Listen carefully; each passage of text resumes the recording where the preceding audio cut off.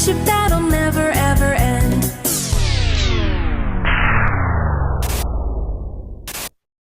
Run!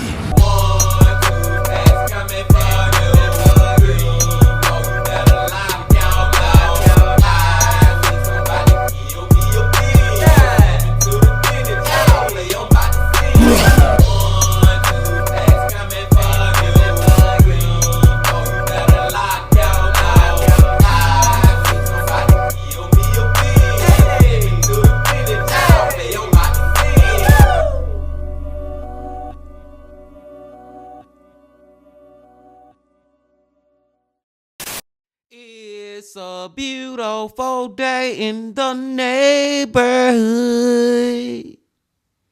Reaction Beanie, yo 719. Out in that neighborhood, my brothers and sisters.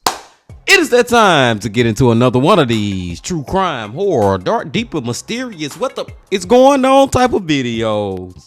And today, we are going back to Mike from that chapter. That chapter Wednesdays, Bean Team. And the title of the video is Student Realizes He Should Have Listened to the Warnings. Now, I'm just wondering, what are these warnings, Bean Team? I don't know, but we're about to see. But before we see, y'all know what y'all got to do. Get whatever you may need. Get what you need, please. It is always a delight when we get to go back to Mike. Y'all got what y'all need. Y'all ready to go? Then let's go.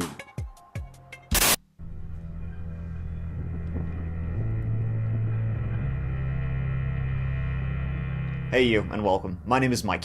And the year was 2015, and about a dozen or so people from around the globe were about to make this little trip that not many people do. They were going to visit North Korea. How many people can say they went to North Korea? So, this group, they're going to explore the secretive country that's always up to no good, and it would be an experience to remember. It definitely would be an experience to remember. What followed, and what happened to one member of that group, Otto Warmbier, would be just plain horrifying.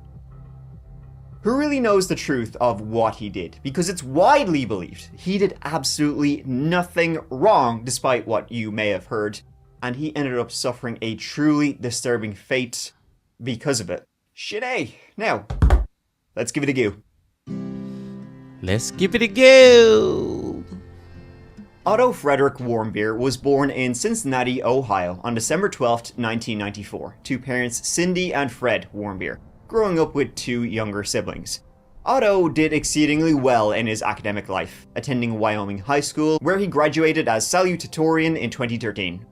That's one less than valedictorian, but nothing to sneeze at. It means he got the second highest academic rank. Fucking nerd. Otto was a pretty well-regarded fella. He was humble and he was popular. For example, one thing he would always do was, telling funny stories to those around him, keeping people's spirits up. A great guy who people knew would have a bright future right ahead of him. Hello everyone. When I was told that I'd have the honor of speaking at graduation, my first instinct was to find some keywords, some intellectual college thesaurus words, and build my speech around those. However, my initial attempt at a treatise on the eminent graduation of the current stratum of Wyoming high school seniors came across as a bit dry and pretentious. So I decided it was probably best if I looked for some help. Surely someone in the past however many years has found the right way to say goodbye to 153 seniors in just a few sentences. No matter where we go or what we do though, we will always have this group here. Even when Wyoming's class of 2013 is a thing of the past, we'll have the support of all of these people around us. We'll have the knowledge we gained as a group, and we'll have the reruns, the memories we've created to be played over and over again. Thank you. From there, Otto went on to study a double major in commerce and economics at the University of Virginia, where he also did a minor in global sustainability. He also joined a fraternity at the time and was pretty set on following in his father's footsteps, either a banker or a businessman for sure. Now, Otto lived to travel. He spent some time at the London School of Economics. He traveled to Europe. He went to Cuba. He went to Ecuador. He went to Israel as part of Birthright. He was all about traveling. It was his passion. He had a long laundry list of far-flung and interesting places he wanted to visit, with one place in particular being at the tippity top of that list. Otto's love of foreign adventures, it actually took him to Hong Kong in December 2015. The Hong Kong visit was part of a study program over the holidays, and Otto thoroughly enjoyed himself, despite and because of the huge cultural differences. Then, just before the new year, Otto came across Young Pioneer Tours. The company had been founded by two Westerners and offered like-minded young people a rare opportunity to safely visit the most secretive and repressed nation on Earth, North Korea.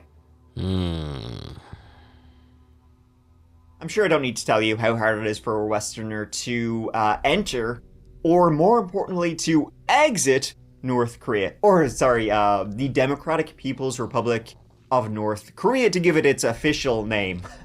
Some sense of humor those lads have.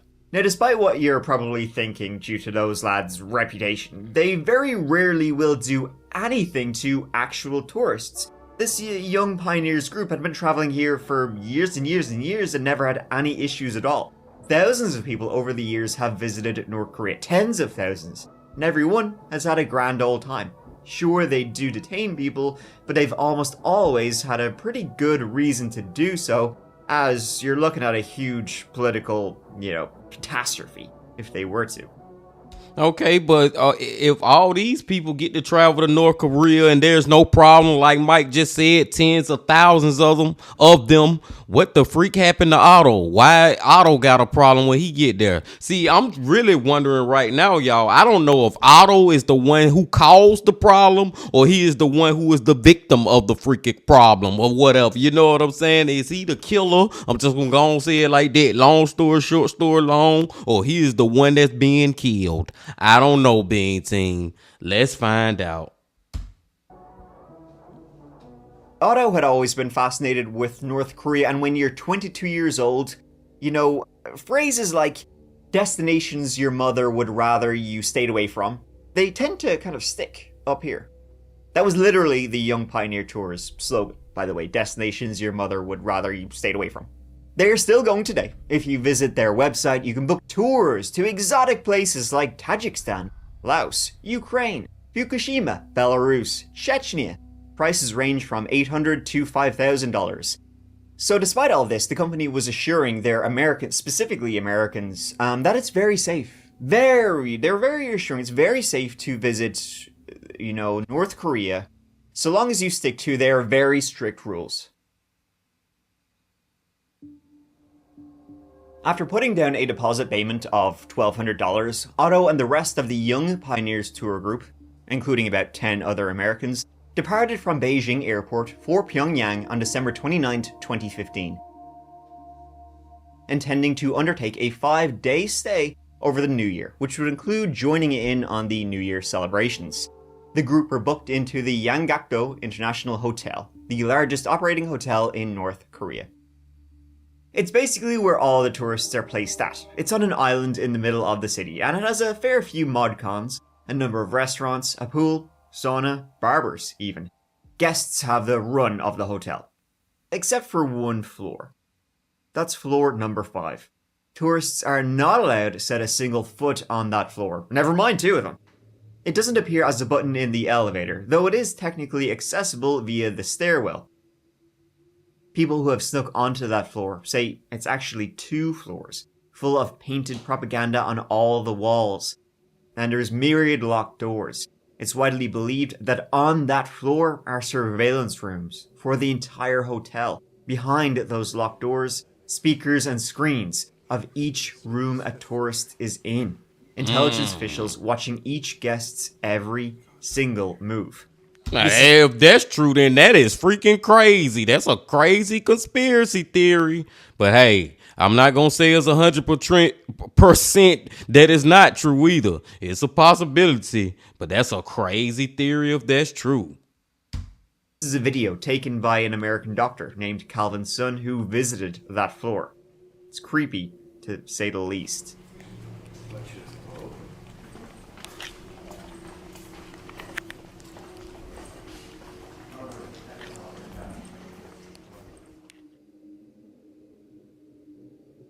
And things got off to a pretty decent start, even though they were, as soon as they set foot in North Korea, they were thoroughly examined by the authorities. I don't know if they went that far. But they were taken to their most definitely bugged rooms and shown around.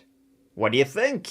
In a sort of creepy, though, eerie foreshadowing, the group were actually taken on an escorted tour to what might just be one of the weirdest tourist attractions I've ever heard of. The USS Pueblo. First, we look around the ship, and I will tell about the incident on the way to the main building, okay? The Pueblo was a US Navy spy ship manned by 82 sailors, which was captured by the North Koreans in 1968. During the tour of the ship, the group were all told about how the brave North Koreans captured the ship from the Imperial enemy. The 82 American sailors were imprisoned, beaten, and starved for almost a year before they were finally let go. 4 ships started. Chased, encircled, and captured the Pueblo here in this place that was 2 o'clock, 23rd of January. This experience sort of disturbed Otto quite a bit, but they all kind of just laughed it off, and Otto got the new nickname, the Imperial Enemy, which is what they, called Americans. Now, just like the hotel, everything this group was shown was carefully, snip, carefully curated to only show pure propaganda. Absolutely. Guides were careful to keep group members on very tight leashes, with always half military, half intelligence agency representatives nearby, just in case anybody tried to wander from the designated path and sneak a peek behind that big red curtain. When not partaking in the scheduled, organized activities, group members were confined to the hotel and not permitted to leave without express consent. And I wouldn't do anything without express consent if I was in North Korea. But I mean, it's like you're going on a tour, but you're not going on a tour. It's like being taken to Disneyland and saying, hey, what do you think of America? It's everything. This is just a pure propaganda tour. You're not actually seeing what North Korea is actually like. You're just seeing this weird facade that they're showing you. Basically, it's a big outdoor propaganda museum. But overall, it seemed like Otto was having a good time. Otto was pretty popular in the tour group. Everybody liked him. He got on really, really well, especially with his roommate, an older British fella named Danny Grattan. They were like bouncing off each other. They were having a great time. Otto and Danny were the only 2 solo travelers in the group, so hence why they were roomed together. Worked out well though, they got on great. For New Year's Eve, the group was taken to Kim Il-sung Square in the center of Pyongyang, where there was like thousands and thousands of North Koreans. They were having this big celebration for the New Year, big party. After that, the group went back to the hotel where they just stayed up like drinking all night. More importantly, after they returned to the hotel that night and kept the party going at the hotel bar, no one really noticed that Otto wasn't there. The rest of the group was drinking, doing shots until about 4:30 a.m. So where was Otto? The hotel is big and they sort of had the run of it. Multiple restaurants and bars. It was late. Some people probably returned to their rooms. One thing is for sure though, there was about an hour and a half to 2 hours where no one remembers Otto being there from about 2:30 to 4:30 a.m. Danny returned to the room he shared with Otto then, and Otto was fast asleep. It's entirely possible that Otto simply went to bed before everybody else, hence why nobody remembers seeing him. He just couldn't keep up with the drinking. Or maybe he had another idea. Regardless, the group were up early January 1st, 2016, New Year's Day, for a helicopter tour of Pyongyang. At this point in the story, I still don't know if Otto the victim or he the killer, BT, because at first Mike was alluding to like Otto had went missing. But no, come to find out, Otto just went to sleep early. You know what I'm saying, man? So what is about to happen now? Where are we going in this story? One more time. Ready? All right. Ready to throw it at me? 2, 1.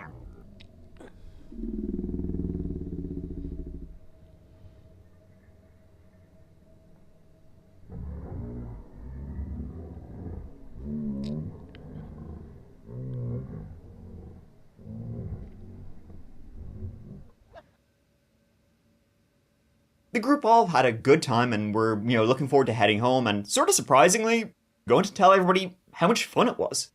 Again, that doesn't sound very North Korean. The group traveled to Pyongyang International Airport on January 2nd, 2016, just getting ready to board a plane to return to Beijing. However, as they were boarding the plane, 2 North Korean officials came up behind the group, singled out Otto Warmbier, and tapped him on the shoulder. They signaled Otto, "Come with us." And Otto sort of was like, okay, maybe they just need to check his bag again, or he left something behind, whatever. And even, Danny Grattan, his roommate, joked, "Oh, hey, that's the last we'll ever see of you." And Otto was like, yeah, good one, and followed these 2 North Korean officials back into, the terminal. Nobody knew what the problem was, even if there was a problem. Everybody was having a great time, they just sort of took it in their stride, they assumed there'd be a slight delay, after which, oh, here comes Otto, he'd rejoin them. However, once everybody had boarded, a North Korean official then came onto the plane and announced, "Otto is very sick and we have taken him to the hospital." That was it, no further explanation. The group was forced then to take off without him. Like a representative from the Young Pioneers tour group would say, no contact with Otto ever again. What the hell? He's sick. If they would have came and told me that, I'd be like, bruh, I was just talking to Otto like 5, 10, 15, 20, 35 minutes ago, and he was perfectly healthy. What the hell you mean he's sick? You got to give me a better explanation than that, or why the freak he can't fly home with us. What did he do? Let's go on, let it out. You ain't got to try to keep this itch no secret, then feed me some bullshit ass lie. You know what I'm saying, man? Folks, we're out here in the summer. It's time to get Beach Buddy ready. Mike at his commercial, but what you mean by he's sick? Hey, if he's sick, y'all the ones who just did it. Y'all just poisoned him or some ish. This is very interesting, y'all, because it's like I really don't know where we going. I'm kind of starting to see where we going, but I still don't know yet. Raycon. Thank you so much to Raycon for sponsoring this old video. Now let's get back to it. Back to it. After Otto was taken away, this is when things get very, very sketchy, because basically all we have to go on is the Korean, state-run news agency, the Korean Central News Agency, KCNA. Basically, we have to, just go on what they tell us what happened, which sort of directly contradicts with what actually probably happened. Now, the US State Department was informed immediately, of course, and it was basically like, fuck! The North Korean government, though, is pretty predictable. It's all like bullshit, tiny balls, saber rattling. They just want to look like tough guys. What they'll probably do is parade Otto out, make him confess to being a spy or some bullshit like that. They'll have some kangaroo court trial, and then, they'll just hold him as a bargaining chip to get some concessions, something or other. However, they had no idea what was actually going on because they had no real intelligence about how North Korea the United States and North Korea have literally no actual direct ties diplomatically, at all. On Friday, January 22nd, an announcement was made on the KCNA that Otto had been detained because he was, quote, caught committing a hostile act against the state. The lack of information, coupled with the almost cryptic announcement, naturally led to rumors and speculation about what a hostile act actually meant. Was it an act of terrorism? Was Otto, were they accusing Otto of being some international man of mystery? Everybody who actually knew Otto would be like, okay, they can try and accuse him of that. But it's obviously bullshit. Even people who knew Otto, his family, his friends, classmates, other people on the tour would be like, Otto's a very straight-laced guy, no mucking about. He wouldn't do anything against the rules. He was not a rule breaker, one of those, sure, be grand type of lads at all. He was like, no, this is the rules. He was going to be a banker. Although I don't know if that means he was more likely to stick to the rules or less likely to stick to the rules. But it would take more than 6 weeks to just find out what they were actually accusing him of. So what was Otto's, grand act of subterfuge? Well, he possibly, but very likely didn't, steal a poster. A propaganda poster from the hotel he was staying at. The poster, which probably looked something exactly like this, featured the declaration, "Let's arm ourselves strongly with Kim Jong-il's patriotism." While that might seem ridiculous, because it is, any theft of materials featuring the name or image of the supreme leader, it's real no-no. Like, they take that shit seriously, as stupid as it sounds. That's what I was gonna say, man. That's a crazy ass excuse for doing all this y'all doing to Otto because he stole a fucking poster. But hey, different culture, different place, you know what I'm saying? Different strokes for different folks. It means something over there. Then there was the moment that would be replayed over and over on international news stations. Otto's confession in a press conference on February 29, 2016. In his very public confession, Otto said that he had planned on stealing something, which turned out to be a poster all along, even long before the trip. According to his definitely not coerced speech, Otto blamed the idea for taking the poster on a Methodist church back in Cincinnati, and also the Z Society, a secret society that operates out of the University of Virginia. He'd been promised membership to the secret society if he stole the darn thing. 반공화국 족대 행위를 감행하다가 족발 체포된 미국 버지니아 종합대학 학생 완비오 오토 프레데리크의 요청에 따른 기자회견을 시작하겠습니다. First, I would like to thank everyone for coming to the press conference that I eagerly requested to have. I would also like to show my sincere gratitude to the government of the DPR Korea for giving me this opportunity to apologize for my crime, to beg for forgiveness, and to beg for any assistance to save my life. My name is Otto Frederick Warmbier. I am 21 years old. I committed severe crimes against both the people and the government of the DPR Korea. The task was given by the Friendship United Methodist Church. At the encouragement of the Z Society and the connivance of the United States administration, I came to commit this crime task. The aim of this crime was to harm the work ethic and motivation of the Korean people. This was a very foolish aim. Growing up in the United States, I was taught that the DPR Korea is a mysterious, isolated communist nation from education and mass media. This made an innocent-minded, adventurous young man, like myself, want to show my bravery, to improve my reputation, and show a Western victory over the DPR Korea. The wildest... Okay, all right. That's enough of that, man. I don't know, man. Especially those last couple of lines. I don't think that Otto even wrote this thing that he reading, this statement that he reading. It sounds like somebody else wrote this ish and forcing him to freaking read it, or else you die, or whatever, man. What he said, I tried to do something for the Western country, meaning United States, to go against the NPR, meaning North Korea. Like, it just sounds so coerced. Like Mike said, man, I don't think those was his words that he was reading. I don't feel like he wrote that and it was the actual truth from the bottom of his heart. Of all claims, though, was that the church and the Z Society were both affiliated with the mother heckin' CIA. And it was all part of this, like, international spy plot. The United States administration already knows about my act through the CIA, which is closely linked to the Z Society, and connived at my crime.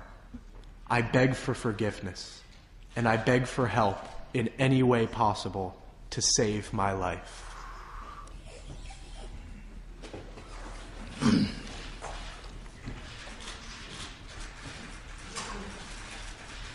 Obviously, this was complete bullshit. Why would a church want a... the Z Society, by the way, does exist. It is an actual secret society, but they would say Otto was not a member, nor never had applied to be a member to the secret society, who definitely doesn't have links to the CIA. After I came to know that all members get high-paying jobs when they graduate, I eagerly wanted to join the Z Society. The Friendship United Methodist Church gave me my crime task, which is closely matched to the United States administration's hostile policy against the DPR Korea, in order to spread Christianity in the DPR Korea and to increase the church's support from the United States administration. Also was also Jewish, so him stealing a poster for a church. That doesn't quite make sense. Nor does him putting on his quietest boots, best for sneaking. They've got the highest sneak stats. You know, that doesn't, that sounds a bit weird too. I took many detailed steps to prepare for my crime. I intentionally packed my quietest boots, the best for sneaking. I knew that I would wear them during my crime commitment. I stole street signs for practice. Lastly, I want to clearly state that I was the political victim of the United States' consistent hostile policies against the DPR Korea. Yeah, this shit is weird, man. I'm sorry, man. It's getting to the point now where it's like, I don't even know if it sounds like he have rehearsed this speech or this statement that he given out to the North Korean public and government. You know what I'm saying? Like, it sounds like he have went over this more than once, more than twice, more than 3 times in his head, being team. And then the stuff he is saying is just like, I don't believe that this is actually him saying it. It sounds like he is talking for somebody else. You know what I'm saying, man? This is somebody else propaganda they trying to push, and they just using Otto to do it. On September 23rd, 2015, I was having dinner at my friend Stephen Webb's home with him and his mother, Sharon Webb. Sharon is a deaconess in the Friendship United Methodist Church. Sharon emphasized that her church does not support the government of North Korea and that communism should be ended. She said that communist nations rally around political slogans. She asked me to take an important political slogan from North Korea to be hung in her church as a trophy. She continued to say that by taking this slogan, we would weaken the unity and motivation of the North Korean people and show this country an insult from the West. She knew how desperately I needed a car to drive to my job this summer, so she offered me a used car worth $10,000 if I was successful. And she said if I was detained and not returned, her church would make payment to my mother of $200,000 in a way of a charitable donation. This is the amount that I am expected to pay for my brother and sister's university tuition. The whole thing was read from a prepared and tightly scripted statement. He was there to, quote, harm the work ethic and motivation of the Korean people and bring home a trophy. It's obviously extremely clear that Otto had been made to practice this speech possibly hundreds of times, and he knew every single question he would receive from reporters, and he did not write this speech. Exactly, man. Everything I just was saying, Mike just said right there.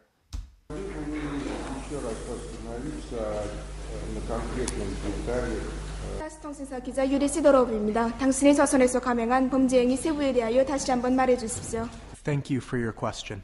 I will now explain the details of my crime commitment.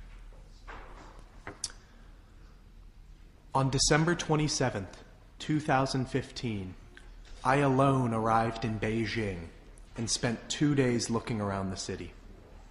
On December 29th, 2015, I met my tour group at the Beijing International Airport. It's also worth noting that he says he stole the sign from the 2nd floor, not the secretive 5th floor, which was the banned floor. He allegedly stole this from a floor he was perfectly allowed to be on, but in a staff-only area of that floor. After the address, though, there was like a level of relief that Otto was alive and he appeared healthy, both of which, like, they had absolutely no clue about. Maybe he'd just been taken out and shot. You wouldn't know. I have been given the most humanitarian treatment in a hotel-class guest house with no torture or mental pressure. As you all can see, I am healthy. I made the worst decision of my life and committed a very severe crime against both the people and the government of the DPR Korea. I have been very impressed by the Korean government's humanitarian treatment of severe criminals like myself and of their very fair and square legal procedures in the DPR Korea. Through my tour in this country, I have come to see that reality in the DPR Korea is very different from the state of evils that the West tagged. And I have come to see that the current human rights issues in the DPR Korea, consistently highlighted by the United States administration, is nothing more than an excuse to harm and eventually overthrow the government of the DPR Korea. My dear United States citizens, seeing is believing, as the proverb goes. Please, come to Pyongyang, which one United States citizen long ago called an Eastern Jerusalem. Then you will believe me. I beg for forgiveness.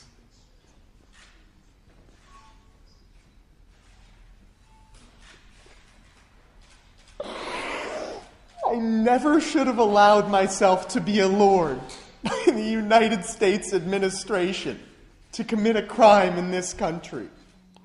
Yeah, it's getting to the point where it's being weird. Now, that's one of the fakest cries I ever seen in my life, being team. But when I say it's getting to the point where it's getting weird, so I'm starting to look at Otto like, is that even really Otto, or is that a freaking clone? You know what I'm saying? Did they kill Otto and that's the freaking clone, but just because of how robotic he sound, and then the ridiculousness that's coming out of his mouth from what we knew about how he grew up, his family and everything, and then this, I don't even know, this not Otto, this Botto, you know what I'm saying? This Toto. I don't know who the freak this is, man. It's like, it feel like it's a completely different person. And you can just tell, man, whoever wrote this speech or whatever for Otto, they hated the United States. They trying to bury the United States and make them look as bad as they freaking can. This is so, I said weird, but it's unique. It's a unique video from Mike because it's just like, dude. Where's my car? If you know, you know. With the United States and North Korea having basically zero diplomatic relations, any kind of meaningful negotiations was basically going to be impossible. The fact is that because North Korea sits under China's umbrella, the states have no leverage and no way to gain access to Otto. A lot of people, though, are trying to figure this situation out without either doing two things. One, they didn't want to escalate this and make it worse. They also didn't want to, delegitimize North Korea's claims. For example, one thing that happened was that Otto's family and friends, they were kind of told Otto Warmbier was Jewish, and they were kind of told, don't mention that he's Jewish. Not because of anything to do with anti-Semitism or whatever. They were told don't bring it up because North Korea was saying he had done this, on the orders of a church. So if they mentioned that Otto was Jewish, it would make North Koreans' claims look kind of stupid. And they didn't want, the North Koreans to look stupid. They could do a good enough job of that by themselves. Despite all of this, nobody had heard or really seen Otto since his confession, and people were just hoping this could all be kind of sorted out pretty quickly. Fred and Cindy Warmbier continued to meet with officials from the administrations, first Obama and then Trump. They also met with several Swedish officials who acted as intermediaries between the US and North Korea, as the US didn't have any direct line. The fact that everything had to be relayed through a neutral third party meant there was hella delays in trying to get this sorted out. That's even if the North Koreans were ever acting in good faith at all. But basically, the United States would go to Sweden, ask them this, Sweden would, and they would just be stonewalled.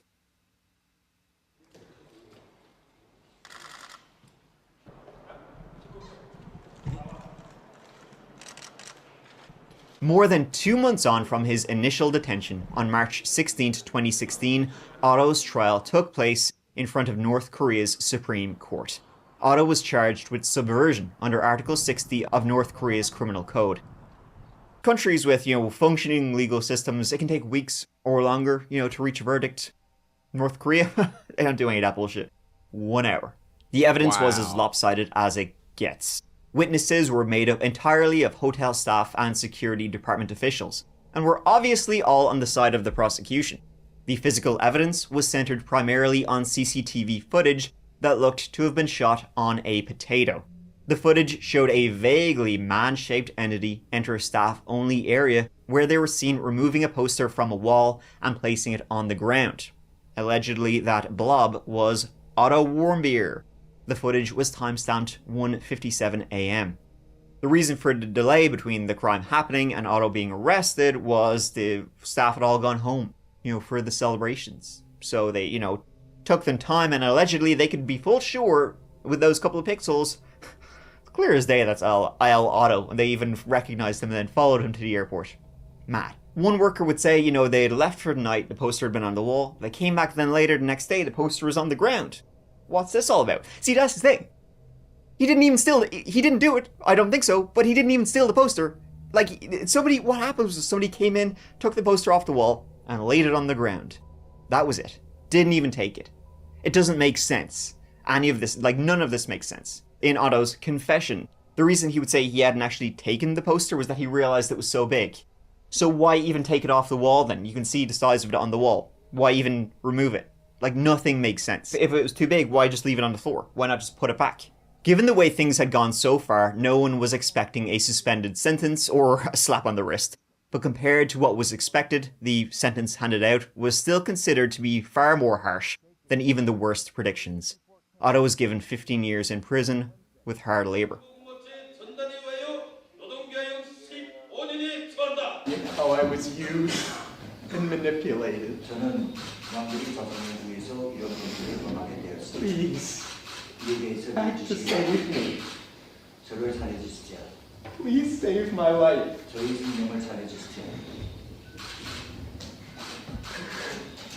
think of my family. I'm the oldest son in my family. Yeah, this one real. Now, I don't know, y'all. Them tears might have been real, because I feel like that was kind of like the real Otto talking right there. Now that he realized, man, I gotta go do 15 years for some ish that I ain't do. And the main thing was earlier when I was like, somebody wrote that speech for him, which we all know somebody did. But it ain't just somebody. It ain't just one person that got him doing all this ish. I feel like it's the whole goddamn Korean government over there, or at least the bad part of the government. You know what I'm saying, man? This is a group of people who is pushing this crazy propaganda and story, and they just using Otto as they freaking puppet in the damn story. And now he gotta go do 15 years of real hard freaking time over this ish. For a long year and a half, that was it. The last footage they have of Otto was him being dragged off, and nobody heard anything. The circles of diplomacy were still going away in the background, but they were just being stonewalled the entire time. Nobody knew what would become of Otto Warmbier. So we can sort of hazard a guess, what most likely would have happened to Otto as a prisoner in North Korea. Well, likely after he was taken out of, the line of people getting ready to board the plane, he was blindfolded, placed in a car, and driven back to Pyongyang. There, according to other people who have been held by North Koreans, he was held in a guest house behind a restaurant downtown city. Held there in this green-tiled building for days and days at a time, being interrogated every single day for up to 15 hours a day. Everything then they extracted from him would be used in that confession, hence why they were able to put some truths in his, alleged confession. Allegedly, the Warmbier family were struggling financially at the time, and Otto did need a car, but mostly it was a sprinkle of truth on a desert of bullshit. Like the Z Society. I mean, Otto was never a part of it, but he would have been able to say, oh, there is a society, and then they would just sprinkle that in there. They would never actually physically, beat him to a pulp or anything. North Korea doesn't really use physical torture on its foreign prisoners. Not beating torture anyway. It's more like sitting in a room with some stone-faced goon asking you the same question 50 million times, like 1984 psychological torture. Being sentenced to hard labor, though, to a hard labor camp, most definitely torture. They truly mean it. People would die constantly. There are stories of cannibalism from these. You would eat mice and rats. You could be forced to be, digging or sent to coal mines in these incredibly claustrophobic conditions. Oh, you would definitely probably die if you were sent to one of them in a disturbing way. Damn. These places are hell on earth. At all times, prisoners are subjected to the worst depravities possible by the prison guards. all the while being forced to do intense manual labor at the edge of starvation. These camps are for enemies of the state, which can mean anything from criticisms of the government to simply poor job performance, or, like Otto, stealing property with the supreme leader's name on it. And of course, collective punishment is the name of the game in this region. So it's not just you being punished, it's your parents, your children, your neighbors, they're all coming with you. It seems that today there are 6 political prisoner camps still active, we know this from satellite images, each holding thousands of prisoners, though that number can go up or down as public executions are daily. Even if not publicly executed, prisoners don't tend to last long, either dying in the mines, of starvation, or simply being crippled from the abuse. People get tortured to death there, willy-nilly. But who knows what really happened to Otto after that, because when he was finally seen again, he was definitely not the same person. And the truly disturbing thing about this story is nobody knows why. Otto had been held for 17 months before he finally arrived back in the United States. When he did, his condition was about as bad as possible.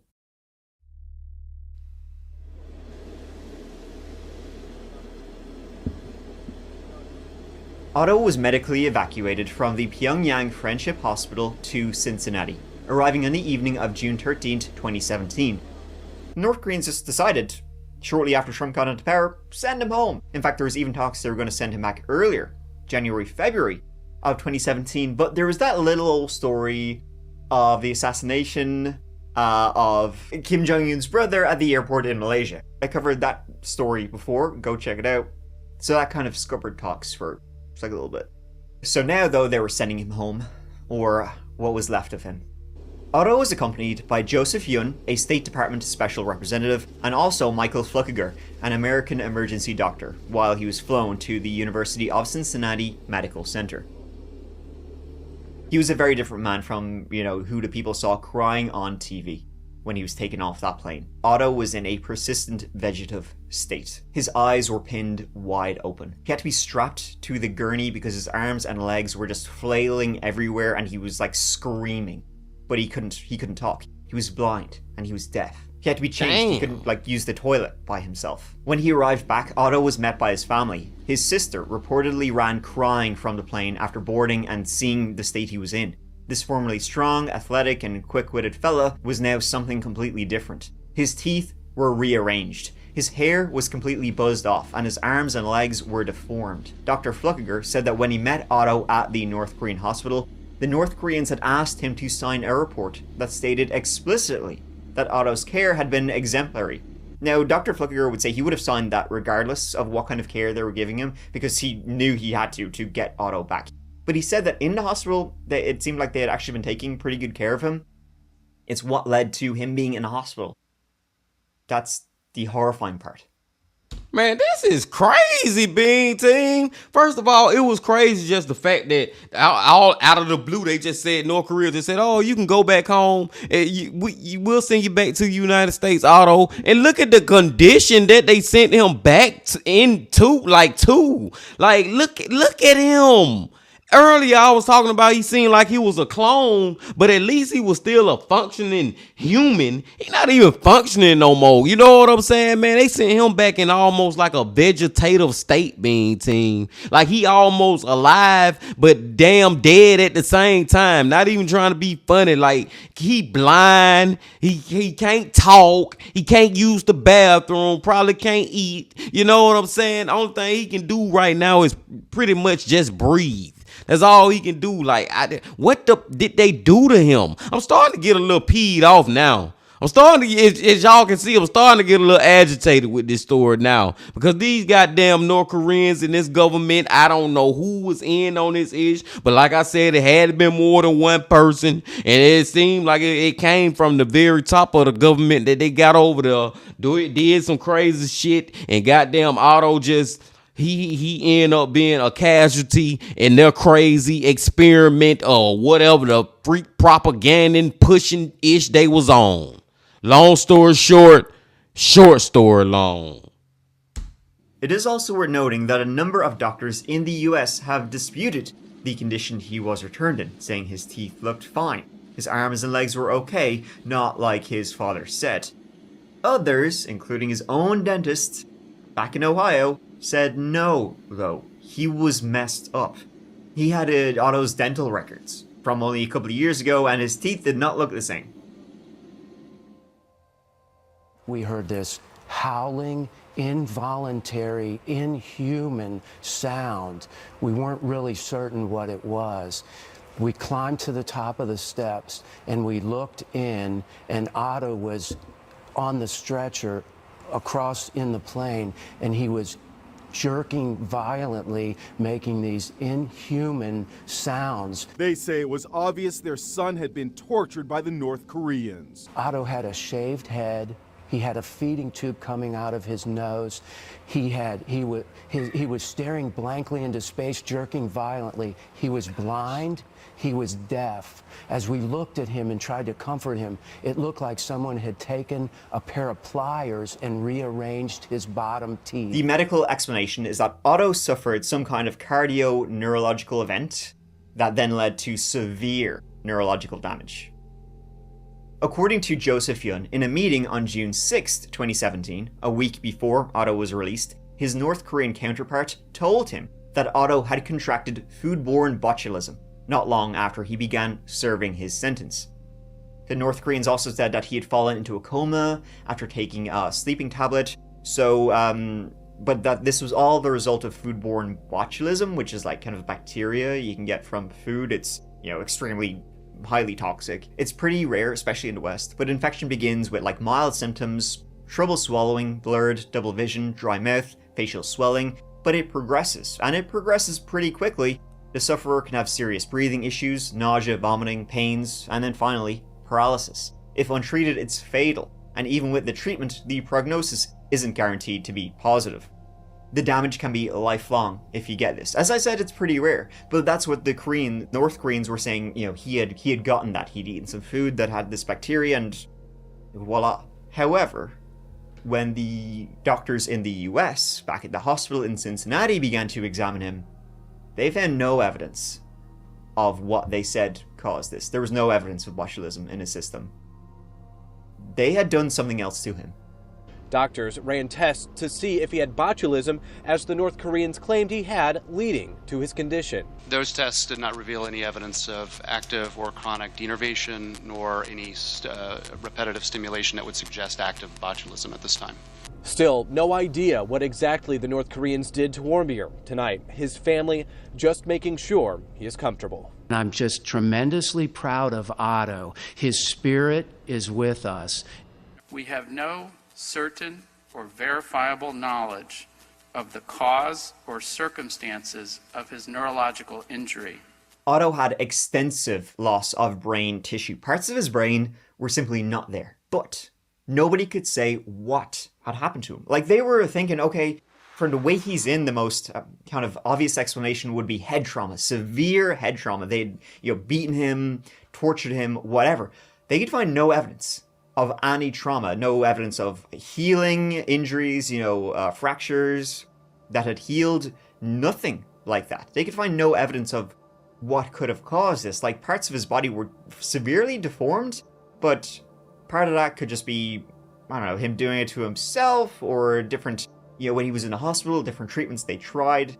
It was extremely disturbing, because things were done to him, but there was no evidence of things being done to him. There was just the results of things being done to him. And allegedly he was like this since about a month after he was convicted. Otto never returned to consciousness, and on June 19th, 2017, when he was just 22 years old, at the behest of his parents, Otto's feeding tube was removed, and he passed away in a Cincinnati hospital. His family didn't want an autopsy done, but the lack of autopsy meant no exact trigger for his condition could be found, but they did allow non-invasive scans to be performed. Now, the most probable cause of the event, as I said, would be some kind of head injury, but scans revealed there were no signs of a head injury. They just showed that he had a severe, loss of mass of his brain that had led to this, but what had caused that? We still do not know to this day what they did to him. And what exactly happened? in that North Korean hotel that night. Otto Warmbier passed away less than a week since North Korea released him from detainment. Pyongyang officials say the American student's death is a mystery to them as well. They've also denied accusations that Warmbier's brain injuries were from torture and beatings during captivity. Well, this has been a sad one here, y'all. I ain't expected to go like this. And as I was saying earlier, I was like, is Otto the killer or is he the victim? Now, we found out he the victim, but I still wasn't ready for the part that come to find out he the victim of a whole freaking government. I'm sorry, man. I'm calling it out. I'm saying the whole North Korea government. You know what I'm saying, man? Like, it's more than just one person involved in this ish. And when I say whole, I don't mean exactly whole, but you get what I'm saying, being team. It's a lot of dirtiness going on in this one, man, to the point where they pretty much killed him, but had the audacity to send him back while he's still alive. But like I said earlier too, he alive, but he dead. And his family just decided, you know what, just go on, take the feeding tube out, and let's just go on, let him rest. Let's go on, let him be with God. It is this, man, and we will never know. I'm gonna get to more later on, being team. Let's just try to get through the rest of the video. It's safe to say we will never know for sure. I mean, just either Otto is guilty and he did steal the poster or take the poster off the wall and put it on the ground and then walk away, which I don't think happened. Or this is all a setup by the North Koreans. There was a 2-hour window that night, which was when the poster removed, and nobody could account for Otto's whereabouts. Nobody knew where Otto was for about like 2 hours. Danny Grattan, his roommate, though, would say he got back to the hotel room they shared at about like 4:30 a.m. and he saw Otto there sawnwood, like completely, asleep. They had been drinking that night, of course, and by some accounts heavily. It's entirely possible that Otto went to bed and fell straight asleep. It's also possible that he made a very bad decision. That seemed like a good idea to a drunk Otto to sneak out and try and steal a poster. One thing though that stuck out to me was when Danny was relaying the story of what happened. When he was being taken away at Pyongyang airport and Danny joked about never seeing him again, Danny said Otto didn't seem nervous or scared. He, just sort of half laughed and went off with the officers. Kinda indicating that Otto didn't think he had done anything wrong and he didn't know why they were taking him away. Otto was an extremely smart person, second from the top of the class. He knew where he was going. He knew you don't mess around here. He was a well-traveled person. He had a bright future ahead of him. The idea of him doing something so risky, the more you find out about Otto, just seems sort of ludicrous. Likely why there was a delay between his arrest and when they actually showed him on TV and announced the charges was they were probably inventing something. It's also why they likely waited to arrest him till he was leaving the country. Or somebody else moved the poster and then North Korea just decided, he'll do, let's blame him for it. Trying to get some leverage, but instead something else happened to Otto that left him in this state. Man. He's left an indelible mark on me. He was such a lovely lad. And I've spoken to a lot of people who were on the tour and we're all absolutely devastated. Do you believe that that's Otto in that video? Englishman Danny Grattan was the only other single guy on the trip, so he was paired up with Otto. In my heart of hearts, the guy I knew for 3 or 4 days was not that type of guy. We never mentioned anything remotely like that. We'd already bought some souvenirs. Interestingly, in 2019, so 2 years after Otto died, a Korean-American businessman would come forward and say he too had been held captive by the North Koreans at the same time Otto was. And he would say that at one time, he had been in a hallway and he had seen a white guy, an American white guy, who he believes was Otto Warmbier, being dragged through a hallway. He didn't obviously speak to him, he just saw this happening while he himself was being held captive. And he said this white guy he saw was completely covered in water, like head to toe, as if he had been waterboarded or water tortured of some kind. Because this Korean-American businessman would say they had done the same to him. Maybe they had been, torturing Otto somehow in a way that wouldn't leave any marks, like water torture, waterboarding, simulated drowning, and that led to him being in that state. In 2018, an inquest resulted in the North Korean state being found liable for Otto's death in a federal court ruling. The court's ruling held the North Koreans responsible the North Koreans did not contest the allegations nor ruling. Then in April 2019, the North Koreans sent a bill to the US State Department saying the bill was for $2 million and said, well, that's how much it cost us to keep him in a hospital, so pay up, pay up. The Warmbier family would say this is like kind of like a ransom note after you've given back the dead body. Yes. You're not going to get it, and I don't think it's been paid. Something tells me it hasn't been paid. The story of... Man, fuck you! $2 billion, man. Let's go. Otto Warmbier, it's horrifying. It's a pure nightmare. Like, it starts out, this young, happy-go-lucky, adventurous fella, and then ending in what is probably one of the most horrifying fates imaginable. Like, I don't think he stole the poster. I absolutely do not think Otto stole the poster. Why would he? And people would say he's just not that kind of guy. Like, something bad's going to happen to you. Otto was not like that at all. And the fact is, we still do not know what the North Koreans did to Otto Warmbier, but when you see him in the confession and at the trial, he seems like he's in, a lot of distress, as if he knows something bad is going to happen to him. I beg for forgiveness. And it did. He was sent back home like a screaming, deaf, blind, flailing, deformed, in a vegetative state. That's truly disturbing. So, sweet dreams, Shinee. And that is the story of Otto Warmbier. Thank you so much for watching, folks. It means the absolute world to me that you're here. Next video will be up when it's up, so take care of each other till then, because you know what? I love you. Mike out. Yeah, Bean Team, I think that's one of Mike's most disturbing videos I probably have heard. And we have watched over 100 that chapter videos over here on our channel, man. And that one right there, it's disturbing and it's sad. But it's so disturbing because of how sad it is, if you understand what I'm saying. Just the way that they did Michael. And not even just talking about the torture part was sad enough, but just the way that they forced him, and I don't care what nobody say, they forced him to lie about, and let's get this out the way, I'm gonna be clear about this, I don't think he stole no damn flag off the wall or whatever it was on the wall, but they forced him to give this speech, give this statement, give this confession about stealing this ish, and not only, and they, when within them forcing him to do that, it leads me to believe that they had him feeling like if he don't do this, they gonna kill him. You know what I'm saying? Or we know your family. Ain't no telling what the freak they was telling Michael. We gonna kill your mama and your daddy. We know where they stay. Here to go their address.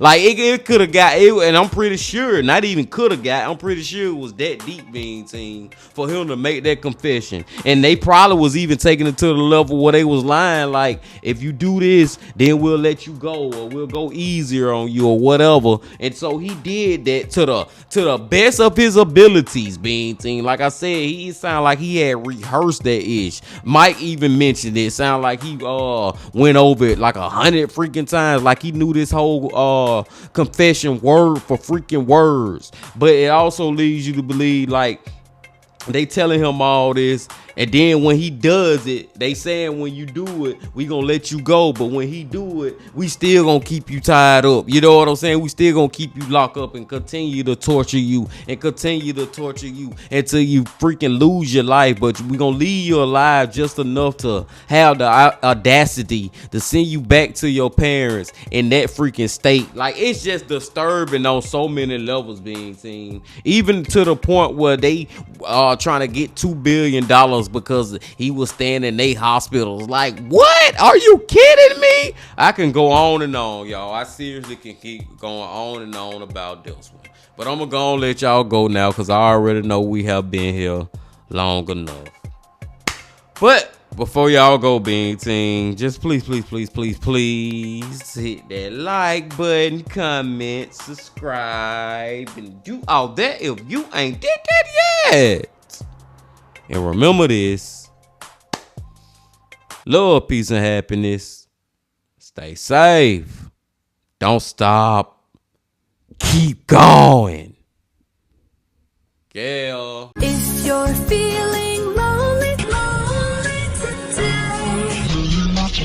today, come along and throw your cares away.